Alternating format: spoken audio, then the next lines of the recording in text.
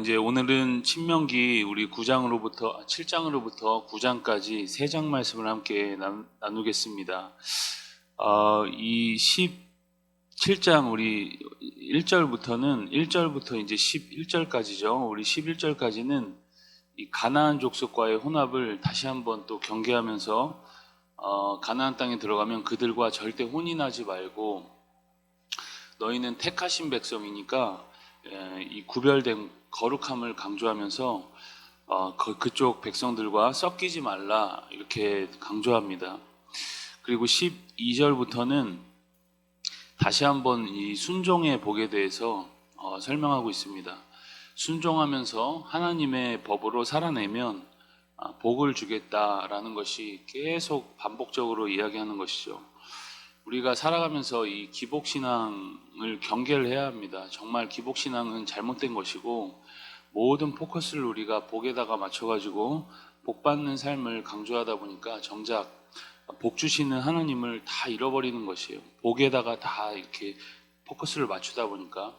그런데 우리가 하도 기복신앙을 경계해야 된다 그러니까 또 복에 대해서 자꾸 그 반대로 너무 또 극단적으로 가는 것이죠. 기복신앙을 너무 경계하다가 또 하나님을 잃어버리는 것이에요. 복 주시는 하나님에 대한 기대가 이제는 별로 없습니다. 하나님이 우리에게 복 주시지 않으면 누가 우리에게 복을 주시겠습니까? 성경은 우리에게 일용할 양식을 구하라 그렇게 말씀합니다. 우리가 다 잘 살고 싶죠. 누가 궁상맞게 복 없이 살고 싶겠습니까? 기왕이면 잘 살고 싶고 또 복을 풍성히 받고 싶습니다. 그런데 그 복이라는 것이 쉽게 얻어지지 않는다는 것이에요. 성경은 복에 대해서 어떤 표현을 쓰냐면 자꾸 취하라는 표현을 많이 씁니다. 더 나아가서 천국은 침노하는 자의 것이다. 그렇게 약간 전투적으로 얻어야 하는 것으로 표현을 많이 합니다. 복 받는 것을 저절로 예수님을 믿거나 하나님을 영접하면은 저절로 되는 것을 표현하지 않는다는 것이에요. 그래서 복 받는 것은 그렇게 간단한 문제가 아니라는 것입니다. 우리가 성경에서 야곱을 보시면 복의 약속을 받지만 그 복을 받기까지 오랜 시간이 걸립니다. 먼저 그 복을 관리할 수 있는 사람으로 하나님께서 만드는 것이에요. 어떤 복이 주어져도 그 복을 잘 사용할 수 있는 사람에게 복이 주어집니다. 돈을 주면 망할 사람에게 하나님이 돈을 주시진 않겠죠. 오늘 말씀을 보아도 복은 쉽게 주어지지 않는 것 같습니다. 그래서 7장에는 가나안에 들어가면 우상을 파괴하고 그 원주민들과 혼인하지 말라 그렇게 경고합니다. 그리고 이방 족속을 쫓아내고 가증한 것을 버리라고 계속 설교하고 있는 것이에요. 이어서 8장은 다시 한번 하나님의 일하심을 상기시키고 있습니다. 우리 8장 2절 말씀 함께 읽어보시겠습니다. 내 하나님 여호와께서 이 40년 동안에 내게 광야길을 걷게 하신 것을 기억하라. 이는 너를 낮추시며 너를 시험하사 내 마음이 어떠한지 그 명령을 지키는지 지키지 않는지 알려 하심이라. 여러분, 하나님이 그들로 하여금 광야길을 걷게 하신 이유가 뭘까요? 그들을 낮추시고 너희들 마음에 있는 그 진심이 무엇인지를 드러내려는 시간이었던 것입니다. 우리 마음에 여러분 뭐가 들어있는지 정확하게 알려면 우리가 광야길을 걸어보면 잘 압니다. 고난을 당해보면 내 마음의 진심을 잘 알 수 있습니다. 내가 진짜 하나님을 경외했던 것인지 아니면 세상을 쫓았던 사람인지 광야길에서는 우리가 분명히 드러나게 되는 것이죠. 우리가 여러분 잘 될 때 잘 믿는 것은 누구나 다 잘 할 수 있습니다. 가능합니다. 그냥 저절로 잘 됩니다. 그런데 고난의 시간으로 들어가면 말이 달라지죠. 그때 우리의 진심이 다 드러납니다. 저도 이 어렸을 때부터 모태신앙으로 유치부 때부터 어머니 뱃속에서부터 교회는 다녔습니다. 오랜 시간 이제 교회를 그래도 끊지 않고 계속 다니고 이제 중학교 때부터 예수님을 제대로 인격적으로 만나고 이제 교회를 열심히 다니게 됐죠. 친구들을 많이 전도했습니다. 학교 다니면서 친구들 전도하고 꽤 많이 전도했는데 지금 남아있는 친구들, 제가 잘 관리를 못하고 이렇게 못 이끌어줘서 그런 것도 있겠지만 거의 남아있는 친구들이 없는 것 같습니다. 다 세상으로 떠나갔죠.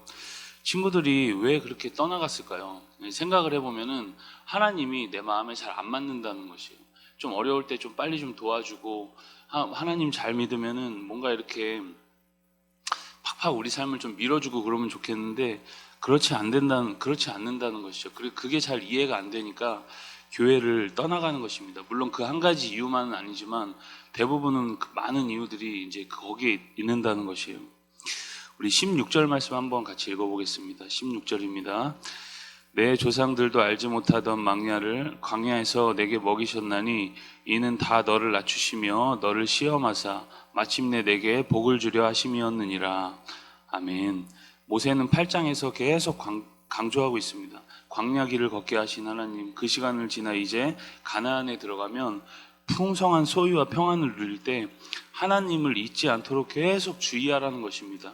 그간 광야에서 너를 낮추신 것은 마침내 하나님이 복 주려고 하는 것이었다. 이것이 하나님의 본심입니다. 그런데 우리가 기억을 다 잃어버리는 것이 기억력 관리를 그래서 우리가 잘 해야 합니다. 조금만 괜찮아지면 우리 마음이 금방 높아지고 또 죄를 향하게 된다는 것이죠. 그럼 하나님을 우리가 잊어버립니다. 모든 기준에서 하나님이 사라진다는 것이에요. 그럼 어떻게 될까요? 우리 19절로 20절 말씀 한 번 더 읽어보겠습니다. 19절로 20절. 내가 만일 하나님 여호와를 잊어버리고 다른 신들을 따라 그들을 섬기며 그들에게 절하면 내가 너희에게 증거하노니 너희가 반드시 멸망할 것이라. 여호와께서 너희 앞에서 멸망시키신 민족들 같이 너희도 멸망하리니 이는 너희가 너희의 하나님 여호와의 소리를 청종하지 아니함이라. 결과가 뭐죠? 멸망한다는 것입니다. 여러분, 우리가 그렇게 되지 않기를 간절히 소망합니다. 우리 마지막 9장은 그들에게 가나안 땅을 설명하면서 그 땅은 너희가 잘해서 얻게 되는 땅이 아니다 이렇게 말씀합니다. 우리 5절 말씀 한번 마지막으로 읽어보겠습니다. 9장 5절입니다. 내가 가서 그 땅을 차지함은 내 공의로 말미암음도 아니며 내 마음이 정직함으로 말미암음도 아니요 이 민족들이 악함으로 말미암아 내 하나님 여호와께서 그들을 내 앞에서 쫓아내심이라. 여호와께서 이같이 하심은 내 조상 아브라함과 이삭과 야곱에게 하신 맹세를 이루려 하심이라. 아멘. 그 땅을 차지하는 것은 너희가 잘해서가 아니라 하나님 약속 때문이라고 다시 한번 강조하는 것이죠. 이제 때가 됐고 가나안 족속의 죄가 가득 차서 너희가 그 땅을 차지하는 것이다. 그렇게 말씀하는 것입니다. 그리고 광야에서 했던 것처럼 하나님을 경록해 하지 말라. 그렇게 계속 이야기합니다.